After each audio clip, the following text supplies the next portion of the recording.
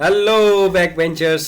तो चलिए class 10th आज शुरू करते हैं एक नया टॉपिक जो कि है रिप्रोडक्शन। रिप्रोडक्शन में मैंने आपको सेक्सुअल और एसेक्सुअल रिप्रोडक्शन के बीच का डिफरेंस बता दिया था। आज स्टार्ट करते हैं asexual reproduction and their different types. ठीक है कि कौन कौन से टाइप होते हैं एसेक्सुअल रिप्रोडक्शन में, वो आज हमें पढ़ना है। तो जनरली एसेक्सुअल रिप्रोडक्शन में जो डिफरेंट टाइप्स होते हैं, ठीक है, तो टाइप्स में हम देखते हैं बाइनरी फिजन के बारे में इसमें हम आज देखेंगे। ठीक है कि what is binary fission. Binary fission के बाद हम देखेंगे मल्टीपल फिजन के बारे में। मल्टीपल फिजन क्या होता है, देन आफ्टर देखेंगे स्पोर फॉर्मेशंस। स्पोर्स फॉर्मेशन क्या होता है, बडिंग क्या होता है, फ्रैगमेंटेशन क्या होता है, रीजनरेशन। ठीक है, इन सब के बारे में देखेंगे। और लास्ट में हम एक नेक्स्ट वीडियो में देखेंगे वेजिटेटिव प्रोपगेशन के बारे में। ठीक है, वेजिटेटिव प्रोपगेशन। अभी पेन टैब पे थोड़े नए हैं तो थोड़ा बहुत दिक्कत हो जाता है, लेकिन कोई बात नहीं। वेजिटेटिव प्रोपगेशन के बाद देखेंगे, एक अलग स्लाइड होगा जिसमें सारा वेजिटेटिव प्रोपगेशन हम देखेंगे। तो जनरली अभी binary fission, multiple fission, spore formation, budding, fragmentation और रीजनरेशन, इन सारे टर्म्स को, इन सारे चीज़ों को अच्छे तरीके से समझ लेते हैं, जो कि है टाइप्स किसके, एसेक्सुअल रिप्रोडक्शन के। ठीक है, एसेक्सुअल रिप्रोडक्शन के ये टाइप्स है। तो चलिए शुरू करते हैं। सबसे पहले हम बात करते हैं बाइनरी फिजन की डेफिनेशन के साथ कि व्हाट इज बाइनरी फिजन। तो बाइनरी फिजन जनरली क्या होता है, binary fission is a form of asexual reproduction. Asexual reproduction का एक टाइप है in which an organism divides it into two. ठीक है, अपने आप को दो बराबर हिस्सों में बांट लेता है। नाम से क्लियर है, बाई का मतलब होता है टू। ठीक है, टू, तो दो डिफरेंट पार्ट में क्या हो जाता है, फिजन का मतलब होता है स्प्लिट होना। क्या होता है, स्प्लिट होना। ठीक है, तो जब दो डिफरेंट पार्ट्स में कोई भी ऑर्गेनिज्म अपने आप को स्प्लिट कर लेगा, बांट लेगा, और हर एक इंडिविजुअल जो है एक नया ऑर्गेनिज्म बन जाएगा, तो that is known as binary fission. ठीक है, तो each part carrying one copy of genetic material. हर एक पार्ट के पास वो एक जेनेटिक मटेरियल होगा। जेनेटिक मटेरियल क्या होता है, डीएनए की बात करते हैं हम यहाँ पे। डीएनए क्या होता है, डीऑक्सीराइबोस न्यूक्लिक एसिड। ठीक है, जो कि क्या करता है, जेनेटिक इंफॉर्मेशन कैरी करके ले जाता है। कौन सा जेनेटिक इंफॉर्मेशन, जिसकी वजह से इंसान का बच्चा जो है इंसान की तरह दिखाई देता है, बिल्ली का बच्चा बिल्ली की तरह दिखाई देता है, कुत्ते का बच्चा कुत्ते की तरह दिखाई देगा। ठीक है, तो एक इंफॉर्मेशन है, एक इंफॉर्मेशन का पेन ड्राइव उसके अंदर होता है, जिसमें सारी की सारी फीचर्स दिए हुए होते हैं कि किस तरीके से उसका मुंह होगा, किस तरीके से नाक होगा, आंख कैसा होगा। तो उसी तरीके से जो यूनिसेलुलर ऑर्गेनिजम्स होते हैं उनमें बाइनरी फिजन का जो प्रोसेस है वो होता है। ठीक है, और उनमें डीएनए का ट्रांसफर होता है, जेनेटिक मटेरियल का ट्रांसफर होता है from one generation to another generation. ठीक है, तो बाइनरी फिजन हम सबसे पहले देखेंगे कि बाइनरी फिजन जो होता है वो अमीबा के अंदर में होता है। ठीक है, अमीबा के अंदर में होता है। अमीबा जनरली कैसा होता है, तो कैसे भी बना दीजिए, एक क्लोज्ड फिगर बना दीजिएगा। यहाँ पे ये अमीबा हो गया। ठीक है, इसका ये न्यूक्लियस हो गया, यहाँ पे इसके वैक्यूल्स हो गए, जिसके अंदर ये अपना डाइजेस्टिव एंजाइम्स वगैरह स्टोर करेगा। और ये साइड में हो गया साइटोप्लाज्म, दिस इज साइटोप्लाज्म। ठीक है, तो इसके पूरे बॉडी में ये साइटोप्लाज्म है। अच्छा, ये पाया कहाँ जाता है, तो ये वाटर बॉडीज में पाया जाता है, जैसे कि पॉन्ड हो गया, लेक हो गया, और स्लो मूविंग जो रिवर होगा। ठीक है, जो जमा स्टेगनेंट वाटर जिसको हम कहते सकते हैं कि स्टेगनेंट वाटर के अंदर ये पाया जाता है। ठीक है, अमीबा। तो देखते हैं अमीबा किस तरीके से अपने आप को स्प्लिट करता है। तो आप यहाँ पे देख सकते हैं एक पेरेंट अमीबा है। ठीक है, पेरेंट अमीबा यहाँ पे देख सकते हैं, यहाँ पे सिंगल डीएनए है इसका, ये न्यूक्लियस है, ये न्यूक्लियस है। ठीक है, और ये अमीबा है, ये अमीबा का स्ट्रक्चर है। ठीक, ये क्लोजली बाउंड स्ट्रक्चर अमीबा है। जब ये अमीबा क्या हो जाता है, कंप्लीटली ग्रो और मैच्योर हो जाता है। ठीक है, ग्रो कर जाता है और मैच्योरिटी जब अटेन कर लेता है, तो मैच्योरिटी अटेन करने के बाद ये क्या करता है, अपने आप को दो में डिवाइड कर लेता है। किस तरीके से डिवाइड कर लेता है, तो सबसे पहले इसका जो न्यूक्लियस है वो न्यूक्लियस दो इक्वल पार्ट में डिवाइड कर लेगा इस तरीके से। ठीक है, और इस डिवीजन को क्या कहते हैं, इस डिवीजन को कहते हैं कैरियोकाइनेसिस। क्या कहते हैं, कैरियोकाइनेसिस। ठीक है, कैरियोकाइनेसिस कहते हैं। कैरियो का मतलब होता है न्यूक्लियस, कैरियो का मतलब होता है न्यूक्लियस। ठीक है, और काइनेसिस का मतलब होता है डिवीजन। ठीक है, काइनेसिस का मतलब होता है डिवीजन। तो न्यूक्लियस का जो डिवीजन होता है उसको कहते हैं कैरियोकाइनेसिस। तो यहाँ पे ग्रोथ, और मैच्योर्ड जो एक तरीके से कह सकते हैं अमीबा, वो अपने आप को दो इक्वल हाफ में बांट लिया है यहाँ पे, और दो इक्वल हाफ में बांटने के बाद ये सेल जो है हाईली अनस्टेबल हो गया। हाईली अनस्टेबल कैसे? तो एक बॉडी के अंदर मान लीजिए कि अगर दो सिर है, ठीक है, किसी पर्टिकुलर पर्सन के एक नेक में यहाँ पे दो सिर है, ठीक है, तो ये वाला ये लेफ्ट वाला है और ये राइट वाला है। तो राइट वाला कहेगा कि मुझे राइट की तरफ जाना है, लेफ्ट वाला कहेगा लेफ्ट की तरफ जाना है, और बॉडी पूरा आपके पास एक है, तो फिर वो ऑर्गेनिज्म किस तरफ जाएगा, ठीक है। तो यहाँ पे क्या होगा, डिसीजन मेकिंग में बहुत ज़्यादा प्रॉब्लम होता है कि कौन से वाले न्यूक्लियस का सुना जाए, ठीक है। तो इसीलिए इसको हाईली अनस्टेबल कहा जाता है। क्या कहा जाता है? अनस्टेबल, ठीक है। तो अनस्टेबल है, तो इसका फैसला कैसे होता है? तो फैसला होता है कि इसको क्या किया जाए, इस सेल को दो बराबर हिस्सों में बांट दिया जाए। तो इसी को फॉलो करते हुए बाद में क्या होता है, साइटोप्लाज्म का डिवीजन होता है, ठीक है। साइटोप्लाज्म का डिवीजन होता है जिसको हम कहते हैं साइटोकाइनेसिस। क्या कहते हैं? साइटोकाइनेसिस, ठीक है, साइटोकाइनेसिस कहते हैं। साइटोकाइनेसिस के बाद क्या होता है, ये सेल जो है अपने आप को दो बराबर हिस्सों में बांट लेगा, और दो बराबर हिस्सों में बांटने के बाद ये दो डिफरेंट ऑर्गेनिजम्स बन जाते हैं, दो अलग अलग ऑर्गेनिजम्स बन जाते हैं, दो डॉटर सेल्स बन जाते हैं। जो डॉटर सेल्स वापस से धीरे धीरे न्यूट्रिशन अटेन करेगा, न्यूट्रिशन अटेन करने के बाद ग्रो करेगा, मैच्योर होगा, और जब फिर से मैच्योरिटी अटेन करेगा तो सेम इसी प्रोसेस से, बाइनरी फ्यूजन के प्रोसेस से ये अपने आप को डबल कर लेगा, दो हिस्सों में बांट लेगा, ठीक है। तो होप आपको बाइनरी फिजन क्लियर हो गया होगा, ठीक है। तो देख लेते हैं बाइनरी फिजन और किस चीज में होता है। तो लेसमेनिया, ठीक है, लेसमेनिया के अंदर भी क्या होता है, बाइनरी फ्यूजन का प्रोसेस होता है। लेसमेनिया, लेसमेनियसिस, ठीक है, कालाजार जैसी बीमारियां जो होती हैं वो इन्हीं लेसमेनिया के कारण होता है। तो आप इसमें भी देख सकते हैं बाइनरी फ्यूजन का प्रोसेस हुआ, यहाँ पे सिंगल न्यूक्लियस है, ये सिंगल न्यूक्लियस जैसे ही ये ग्रो एंड मैच्योर होगा, मैच्योर होने के बाद क्या होता है, दो न्यूक्लियस में डिवाइड हो गया, मतलब this process is known as karyokinesis. Karyokinesis का प्रोसेस हो गया। कैरियोकाइनेसिस के प्रोसेस जब कंप्लीट हो जाता है और दो अलग अलग न्यूक्लियस में स्प्लिट कर जाता है, तो लॉन्गिट्यूडनली क्या हो जाता है, ये धीरे धीरे डिवाइड करना अपने आप को स्टार्ट करेगा, ठीक है, बांटना शुरू कर देता है, ठीक है। और ये बांटना शुरू किया तो दोनों पार्ट में क्या चला जाता है, एक एक न्यूक्लियस चला जाता है, ठीक है। और दोनों पार्ट में जैसे जैसे एक एक न्यूक्लियस जाता जाएगा तो फिर वापस से क्या हो जाएगा, इस तरीके का एक ऑफ स्प्रिंग नया बन जाएगा। और जब ये ऑफ स्प्रिंग नया बनेगा फिर ये ग्रो होगा, न्यूट्रिशन लेगा, ग्रो करेगा, मैच्योर होगा, और जैसे जैसे मैच्योर होगा वैसे वैसे फिर दोबारा से सेम प्रोसेस बाइनरी फ्यूजन का ये रिपीट करेगा, ठीक है।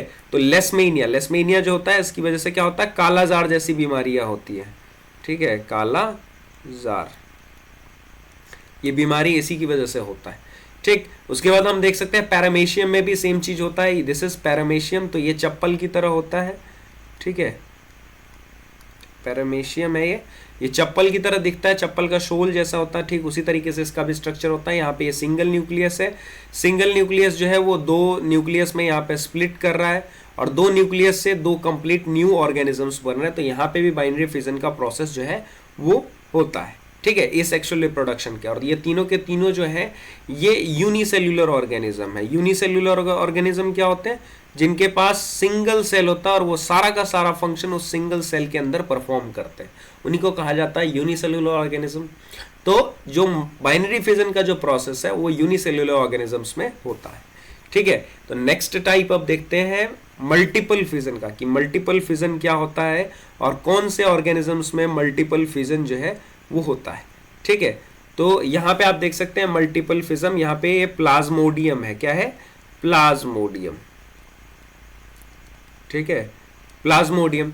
अब ये न्यूक्लियस है, ये पेरेंट सेल है, ये नॉर्मल कंडीशन में है, कैसा है, नॉर्मल कंडीशन में, ठीक है। लेकिन जब ये अनफेवरेबल कंडीशन आता है, कैसा, अनफेवरेबल कंडीशन, अनफेवरेबल कंडीशन कैसा होता है, जब वाटर की कमी होगी, मॉइस्चर की कमी होगी, ठीक है, बहुत ज़्यादा टेम्परेचर होगा, बहुत ज़्यादा हीट होगा, तो हो सकता है उसकी वजह से उसके बॉडी में इफेक्ट पड़े, तो उसको कहा जाता है अनफेवरेबल कंडीशन। तो जब ये अनफेवरेबल कंडीशन होता है तो प्लाज्मोडियम जो है अपने आसपास एक प्रोटेक्टिव लेयर डेवलप कर लेता है, ठीक है। यहाँ पे देखते हैं प्रोटेक्टिव लेयर को, रेड कलर से हम इसको बनाते हैं, एक प्रोटेक्टिव लेयर डेवलप कर लेता है, ठीक है। मार्कर में भी थोड़ा प्रॉब्लम है, थोड़ा सा एडजस्ट कीजिए, धीरे धीरे आदत हो जाएगी। जिस प्रोटेक्टिव लेयर को कहा जाता है सिस्ट, ठीक है, हार्ड आउटर कवरिंग होता है, जो कि क्या करता है, इसको एक्सटर्नल इन्वायरमेंट से, ठीक है, एक्सटर्नल इन्वायरमेंट से इसका कांटेक्ट जो है वो तोड़ देता है, ठीक है, एक्सटर्नल एनवायरनमेंट से इसका कांटेक्ट तोड़ देगा, कोई कांटेक्ट नहीं रहेगा, ठीक है, और ये अपने इस सिस्ट के अंदर में ही अपने आप को डिवाइड करना स्टार्ट कर देता है। तो यहाँ पे देख सकते हैं many nuclei contained in cyst, cyst के अंदर बहुत सारे न्यूक्लियाई है, ठीक है। फिर जब वापस से फेवरेबल कंडीशन आता है, जब इसके बाहर निकलने लायक कंडीशन होगा, इसके ग्रोथ के लायक कंडीशन होगा, तो उन कंडीशन में ये क्या हो जाता है, सिस्ट का वॉल जो है वो रप्चर कर जाता है, ठीक है, रप्चर कर जाएगा मतलब टूट जाएगा, ठीक। और सिस्ट का वॉल जैसे ही टूटेगा तो वहां पे क्या हो जाता है, ये क्या ओपन हो गया, पीसी का स्टेटस चेक कर रहा है, पीसी का स्टेटस कोई चेक नहीं कर सकता ठीक है। तो सिस्ट जो है, cyst breaks and daughter cells are release, daughter cells बाहर निकलते हैं, फिर वो सेल्स क्या करेंगे, फेवरेबल कंडीशन में ग्रोथ करेंगे, ग्रोथ करने के बाद फिर वापस वो उनके साथ क्या होगा, ग्रोथ करेंगे, न्यूट्रिशन पाएंगे, फिर वो जब मैच्योर होंगे, मैच्योर होने के बाद वापस अगर फिर अनफेवरेबल कंडीशन आता है, फिर से वो सिस्ट डेवलप करेंगे अपने आसपास, ठीक है। तो इनके कंप्लीट प्रोसेस को समझ लेते हैं। तो the parent cell from the cyst during unfavourable condition क्या कर लेता है, सिस्ट का फॉर्मेशन करता है। ये आउटर प्रोटेक्टिव कोट है, क्या ये प्रोटेक्टिव, ये प्रोटेक्टिव कोट का फॉर्मेशन कर लेता है, ठीक है, प्रोटेक्टिव कोट का फॉर्मेशन कर लेता है कब, अनफेवरेबल कंडीशंस में। अच्छा, nucleus of the parent cell divide several time into the cyst. आपने पिछले पिक्चर में देखा कि किस तरीके से ये जो न्यूक्लियस है ये अपने आप को डिवाइड कर रहा है, ठीक है, अपने आप को बांट रहा है। तो यहाँ पे आप क्लियरली देख सकते हैं कि किस तरीके से न्यूक्लियस जो है अपने आप को डिवाइड कर चुका है मल्टीपल, बहुत सारी चीजों में, ठीक है। तो न्यूक्लियस जो है अपने आप को डिवाइड कर लेता है, डिवाइड करने के बाद it produce a large number of nuclei known as daughter nuclei. तो जो न्यूक्लियाई ये प्रोड्यूस करता है उसको क्या कहा जाता है, डॉटर न्यूक्लियाई कहा जाता है। और each daughter nucleus accumulates a small amount of cytoplasm. हर एक डॉटर न्यूक्लियाई में क्या होता है, थोड़ा थोड़ा थोड़ा उसी के अंदर से जो साइटोप्लाज्म बना हुआ होता है वो साइटोप्लाज्म उसके अंदर एक्यूमुलेट हो जाता है, जमा हो जाता है, ठीक है। Each of them is surrounded by a thin membrane, जो कि एक थिन मेम्ब्रेन से, जैसे ये मान लेते हैं ये एक न्यूक्लियाई था उसके अंदर का, जिसमें एक न्यूक्लियस है और यहाँ पे क्या है, ये साइटोप्लाज्म है, ठीक है, साइटोप्लाज्म उसके आसपास में है, ठीक है। अब ये एक थिन मेम्ब्रेन से घिरा हुआ है, जिससे क्या कर रहे हैं, एक प्लाज्मोडियम जो है वो, एक डॉटर प्लाज्मोडियम वो दूसरे डॉटर प्लाज्मोडियम से सेपरेट हो रहा है, अलग हो रहा है, ठीक है। मान लेते हैं ये भी एक प्लाज्मोडियम है, तो क्योंकि ये थिन वॉल है तो ये दोनों सेपरेट हो रहा है, ठीक है। As a result numerous daughter cells are form within the system, बहुत सारे जो सेल्स हैं वो फॉर्म हो जाते हैं, ठीक है। और उन सेल्स की फॉर्मेशंस की वजह से जो है व्हेन फेवरेबल कंडीशन कम्स, ठीक है, जब वापस से फेवरेबल कंडीशन आएगा, ठीक है, फेवरेबल कंडीशन जब आता है तो ये सिस्ट जो है वो रप्चर कर जाती है, टूट जाती है, ठीक। और डॉटर सेल्स जो है उसके अंदर से वो रिलीज हो जाते हैं, और डॉटर सेल्स जब रिलीज होते हैं तो वो डॉटर सेल्स देखने में एक दूसरे से आइडेंटिकल लगते हैं। आइडेंटिकल कहने का मतलब कि एक दूसरे के जैसा, एकदम एग्जैक्ट कॉपी, ठीक है, एग्जैक्ट कॉपी लगते हैं, एकदम लगता है कि फोटो कॉपी करके निकाला गया है, ठीक है। कैसा होगा, बिल्कुल लगता है फोटो कॉपी एक दूसरे का निकाला गया, ठीक है। कॉल भी बीच में ही आना रहता है, चलिए। तो ये एग्जैक्ट इरेजर, ठीक है, पेन टूल, ये कैसे रहते हैं, एग्जैक्ट कॉपी, ठीक है, एक दूसरे का एग्जैक्ट कॉपी रहता है। एक डॉटर सेल जो है एक नया ऑर्गेनिज्म क्रिएट करता है जो एग्जैक्ट कॉपी होता है अपने पेरेंट्स का, ठीक है, पेरेंट्स का एकदम एग्जैक्ट कॉपी होता है। अच्छा, मल्टीपल फिजन का जो रिजल्ट होता है उसमें बहुत सारे लार्ज नंबर ऑफ ऑफस्प्रिंग्स जो है वो प्रोड्यूस होते हैं, और इसका जो एग्जांपल है वो है प्लाज्मोडियम, ठीक है, प्लाज्मोडियम इसका एग्जांपल है। अब बात कर लेते हैं स्पोर फॉर्मेशन की, जो कि हमारा नेक्स्ट एसेक्सुअल रिप्रोडक्शन का टाइप है कि what is spore formation, spore formation किसको कहते हैं। तो जनरली सबसे पहले हम बात कर लेते हैं स्पोर्स किसको कहते हैं। तो स्पोर्स क्या होता है, रिप्रोडक्टिव सेल्स होते हैं, जैसे हमारे मेल के बॉडी में जो मेल गैमीट होता है, ठीक है, मेल के बॉडी में मेल गैमीट होता है, ठीक, उसी तरीके से प्लांट्स के अंदर ठीक है। गैमीट्स होते हैं जिनको रिप्रोडक्टिव सेल्स कहा जाता है, जो कि कैपेबल होते हैं of developing into a new individual, अपने आप को एक नए इंडिविजुअल में बांटने में वो कैपेबल होते हैं, बिना फिजन के, बिना अपने आप को अलग किए हुए या बिना फर्टिलाइजेशन के, ठीक है, विद अनदर रिप्रोडक्टिव सेल्स, मतलब उनको फर्टिलाइजेशन करने की जरूरत नहीं होती, मेल और फीमेल गैमेट के फ्यूजन की जरूरत नहीं होती है, बिना फ्यूजन के वो अपने आप को डिवाइड करके एक न्यू ऑर्गेनिज्म में अपने आप को डेवलप कर सकते हैं, उन्हीं को स्पोर्स कहा जाता है, ठीक है। तो स्पोर फॉर्मेशन में क्या होता है, the parent plant produces hundreds of microscopic reproductive unit called as spores, मतलब एक पेरेंट प्लांट होता है, पेरेंट प्लांट जैसे मान लेते हैं, ठीक है, इसके अंदर हंड्रेड्स ऑफ माइक्रोस्कोपिक ये गैमीट्स होते हैं जिनको क्या कहा जाता है, स्पोर्स कहा जाता है, ये स्पोर्स, ठीक है। When the spores case of the plant burst then the spore spread into air and when these airborne spores land on the food और the soil under favourable condition, ठीक है, मतलब फेवरेबल कंडीशन में जब ये land करता है, ये क्या होता है, जब ये मैच्योर हो जाएगा, मैच्योर होने के बाद ये क्या हो जाता है, बर्स्ट हो जाता है, बर्स्ट होने मतलब रप्चर होता है, कहीं से इसका वॉल जो है वॉल ब्रेक करेगा, और जैसे इसका वॉल ब्रेक होगा, ठीक है, वॉल जैसे इसका टूटेगा तो उसके बाद से इसके अंदर से स्पोर्स जो है वो बाहर आना स्टार्ट हो जाएंगी, जब बाहर आना स्टार्ट होंगी तो एयर, विंड, वाटर, इन सब के एक्शंस के कारण वो एक जगह से दूसरे जगह जाएंगी, और जहाँ पे भी उनको फेवरेबल कंडीशन मिलेगा वहाँ पे एक नए प्लांट में वो ग्रो कर जाएंगे, ठीक है, वहाँ पे एक नया प्लांट वो ग्रो कर जाएंगे कि एक नए तरीके का पौधा हो जाएगा वहाँ पे।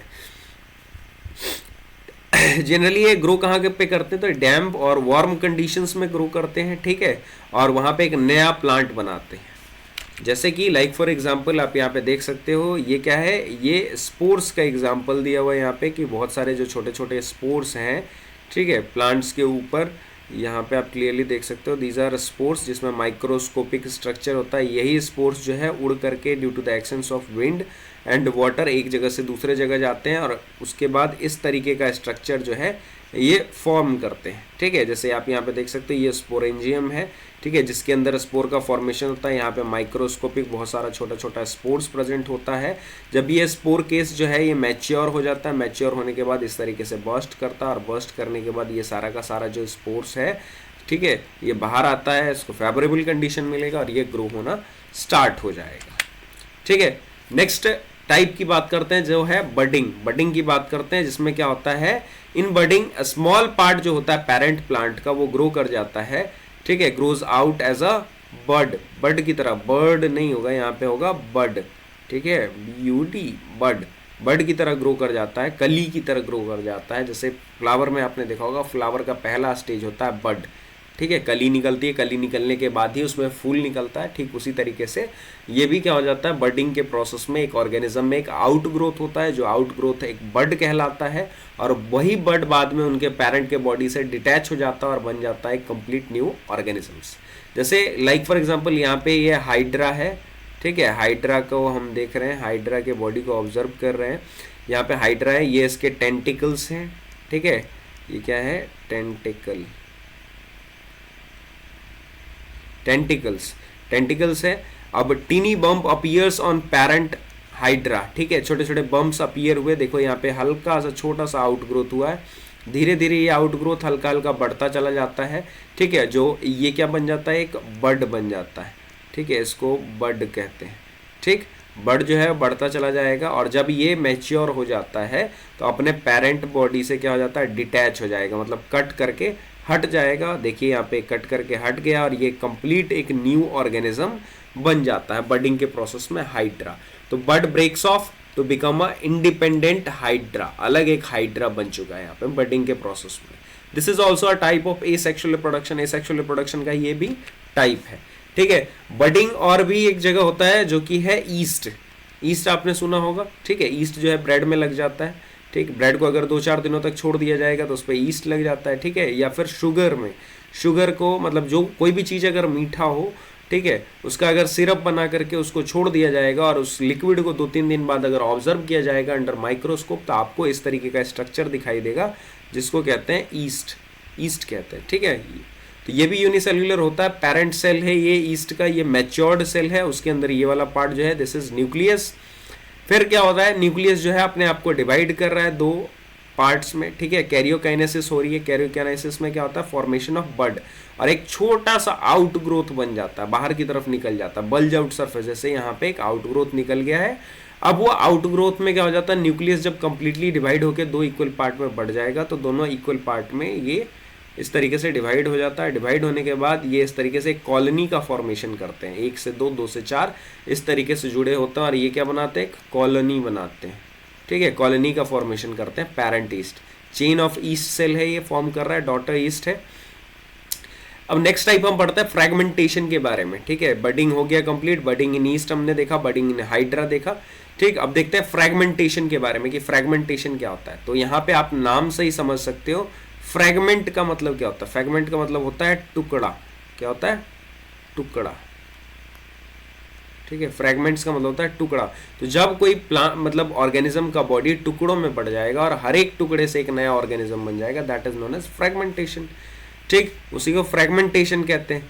तो सबसे पहले तो पेन टूल एक सेलेक्ट करते हैं रेड कलर का। Breaking up of the body of simple multicellular organism. Simple जो मल्टी सेल्यूलर ऑर्गेनिज्म है जिनकी ऑर्गेनाइजेशन ज़्यादा कॉम्प्लेक्स नहीं है, उनका ब्रेक डाउन हो जाना 2 और मोर कॉम्प्लेक्स पीसेस में जब वो मैच्योर होंगे तो। ठीक है, और हर एक पीस से सब्सिक्वेंटली एक नया ऑर्गेनिज्म, एक कंप्लीट न्यू ऑर्गेनिज्म का फॉर्मेशन हो, उसी प्रोसेस को क्या कहा जाता है, फ्रेगमेंटेशन कहा जाता है।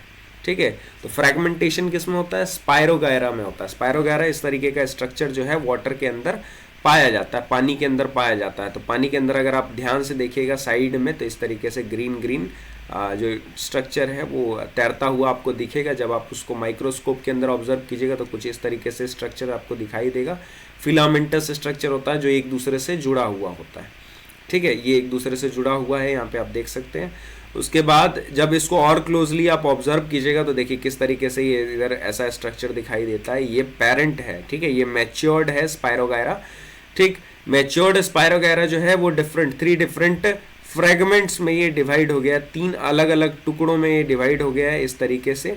और हर एक टुकड़ा जो है बाद में एक कंप्लीट न्यू ऑर्गेनिज्म बन जाता है। ठीक है, तो इसी तरीके से बाद में उनमें भी क्या होता है, जब वो मैच्योरेशन अटेन कर लेते हैं तो उनकी भी बॉडी जो है वो 2-3 हाफ्स में डिवाइड हो जाती है और फिर वापस से वो हाफ जब मैच्योर होते हैं फिर से डिवीजन का प्रोसेस स्टार्ट होता है। तो ये प्रोसेस कंटिन्यूअसली चलता रहता है। ठीक है, इन स्पायरोगायरा। हाइड्रा के अंदर में भी यही होता है। हाइड्रा में भी टेंटिकल्स निकले होते हैं, आप यहाँ पे देख सकते हैं टेंटिकल्स डिफरेंट निकले हुए हैं और वो टेंटिकल्स क्या कर रहे हैं, लॉन्गिट्यूडनली हाइड्रा को डिफरेंट पार्ट्स में डिवाइड कर रहा है। ठीक है, और ये जितने टेंटिकल्स निकले हुए सारे के सारे एक डिफरेंट ऑर्गेनिज्म, एक न्यू ऑर्गेनिज्म बन जाएगा। क्या हो जाएगा, एक न्यू ऑर्गेनिज्म बन जाएगा। ठीक है, एक कंप्लीट न्यू ऑर्गेनिज्म बन जाता है। चलिए, तो यहाँ पे हो गया। उसके बाद अगर हम नेक्स्ट स्लाइड की बात करें रीजनरेशन की, तो रीजनरेशन में क्या होता है, जनरली रीजनरेशन में एक किसी पर्टिकुलर पार्ट अगर कट हो गया हो, ठीक है, तो वो पर्टिकुलर पार्ट जो है वो वापस से आ जाता है। जिस तरीके से हम यहाँ पे देख सकते हैं कि रीजनरेशन के प्रोसेस में getting back a full organism from its body part, किसी एक कट पार्ट से जब पूरा का पूरा ऑर्गेनिज्म का बॉडी बन जाता है, उसी प्रोसेस को कहते हैं रीजनरेशन। ठीक है, तो रीजनरेशन इसको कहते हैं, जैसे हाइड्रा और प्लेनेरिया। ठीक है, ये जो है ये इस मेथड से क्या करते हैं, रिप्रोड्यूस करते हैं। स्टारफिश भी इसी मेथड से रिप्रोड्यूस करता है। जैसे यहाँ पे आप देख सकते हैं कि प्लेनेरिया में, ठीक है, ये प्लेनेरिया है।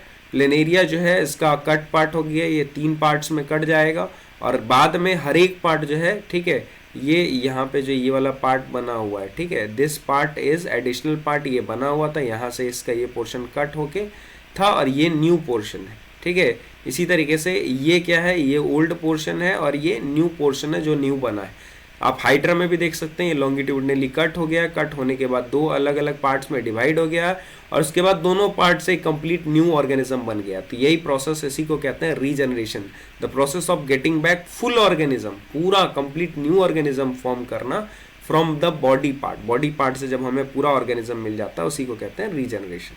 स्टारफिश में भी वही होता है। स्टारफिश में मान लेते हैं यहाँ पर से हमने कट कर दिया, ठीक है, कट करने के बाद वो जो पार्ट कट पार्ट है, जो कटा हुआ है इसमें से पार्ट, वो पार्ट नहीं बन जाएगा और यहाँ कट पार्ट से भी पूरा ऑर्गेनिज्म बन जाएगा। तो स्टारफिश भी जो है वो इसी मेथड से, रीजनरेशन के मेथड से अपने आप को डिवाइड करता है, ठीक है, एसेक्सुअल मेथड से। तो अब एक क्वेश्चन आता है कि why the complex multicellular organism cannot give rise to complete divisible from their cut body parts to the process of regeneration, ठीक है, मतलब कि हम लोग जो है अगर हमारा उंगली कट जाता है तो उस उंगली से हमारा पूरा बॉडी क्यों नहीं बन जाता, ठीक है, कॉम्प्लेक्स मल्टीसेलुलर ऑर्गेनिज्म का पूरा बॉडी क्यों नहीं बन जाता। तो इसका अलग अलग रीजंस है। जैसे पहला रीजन हम कह सकते हैं कि हमारा बॉडी जो है वो हाईली डिफरेंशिएटेड है, मतलब अलग अलग बॉडी पार्ट जो है अलग अलग तरह का फंक्शन परफॉर्म करता है, ठीक है, परफॉर्म स्पेशलाइज्ड फंक्शन। जैसे हमारे हार्ट का काम क्या है, पंपिंग ऑफ ब्लड का है, हमारे लंग्स का काम क्या है, एक्सचेंज ऑफ एयर का है, हमारे स्टमक का काम क्या है, फूड के डाइजेशन में हेल्प करता है, स्मॉल इंटेस्टाइन का काम है डाइजेशन में हेल्प करना, किडनी का काम है ब्लड फिल्ट्रेशन करना, ठीक है, आर्टरीज, वेन्स, मतलब बॉडी में बहुत सारी चीज़ें हैं जिनके अलग अलग फंक्शंस हैं, ठीक है, तो वो अलग अलग फंक्शन है, हाईली डिफरेंशिएटेड बॉडी है हमारा। तो ह्यूमन का जो स्किन है, जैसे अब स्किन के एग्जांपल लेते हैं, तो वो भी क्या कर सकता है, can not regenerate into a new individual, नए इंडिविजुअल में अपने आप को नहीं बांट सकता। इसीलिए क्यों, क्योंकि हमारा बॉडी हाईली डिफरेंशिएटेड है, अलग अलग फंक्शन परफॉर्म करता है, वो कौन सा पार्ट बनाएगा कौन सा पार्ट नहीं बनाएगा, ये बहुत कॉम्प्लेक्स है, ठीक है, तो ऐसा नहीं हो सकता कि वो सारा का सारा पार्ट हमारा बना ले। इसलिए रीजनरेशन वाला जो है वो सिंपल ऑर्गेनिज्म में होता है, ठीक है, जिनकी ऑर्गेनाइजेशन सिंपल है, जिनकी बनावट सिंपल है, सिर्फ उन्हीं ऑर्गेनिज्म में रीजनरेशन का प्रोसेस होगा, बाकी हर एक ऑर्गेनिज्म में रीजनरेशन का प्रोसेस नहीं होता है। कॉम्प्लेक्स मल्टीसेलुलर ऑर्गेनिज्म में रीजनरेशन का प्रोसेस नहीं होता है। तो होप आपको हमारा ये वीडियो बहुत पसंद आया होगा। लाइक कीजिए, शेयर कीजिए और सब्सक्राइब कीजिए। 1000 सब्सक्राइबर हम लोग जस्ट पहुंचने ही वाले हैं। बहुत दिनों से वीडियो नहीं आया था, लेकिन अब कंटिन्यूसली मैं कोशिश करूंगा कि आप लोगों का वीडियो आता रहे, ठीक है। और बिल्कुल इसी तरीके से न्यू मेथड जो हमने अपनाया है, नए नए डायग्राम्स के थ्रू अलग अलग चीज़ों को समझने के लिए, ठीक है, तो उसी तरीके से आएगा। बाकी थोड़ा सा हाथ इस पे साफ करना ज़रूरी है, ठीक है, पेन टैब आया है, सब कुछ है, बट अभी उतना फ्लुएंट नहीं हो पाए हैं, टाइम लगता है, हर चीज़ सीखने में थोड़ा समय लगता है। तो धीरे धीरे हम उसको भी इम्प्रूव करते जाएंगे, आपके लिए नए नए मेथड्स लाएंगे, नए नए तरीके लाएंगे, जिससे आप ये सारी चीज़ें अच्छे से समझ सको, ठीक है। तब तक के लिए आप क्या कीजिए, इनको शेयर कीजिए, वीडियो को अपने दोस्तों तक फैलाइए, एकदम जैसे आज तक फैलाता है, एकदम रायते की तरह। बहुत दिनों बाद वीडियो आया तो हो सकता है वो लोग उन लोगों को पता ना चले, ठीक है, सोए हुए हो, नोटिफिकेशन ऑन नहीं किया हो, तो आप उनको शेयर कर दीजिए, ये आपका काम है। तब तक के लिए मिलते हैं नेक्स्ट वीडियो पे, ठीक है, धन्यवाद।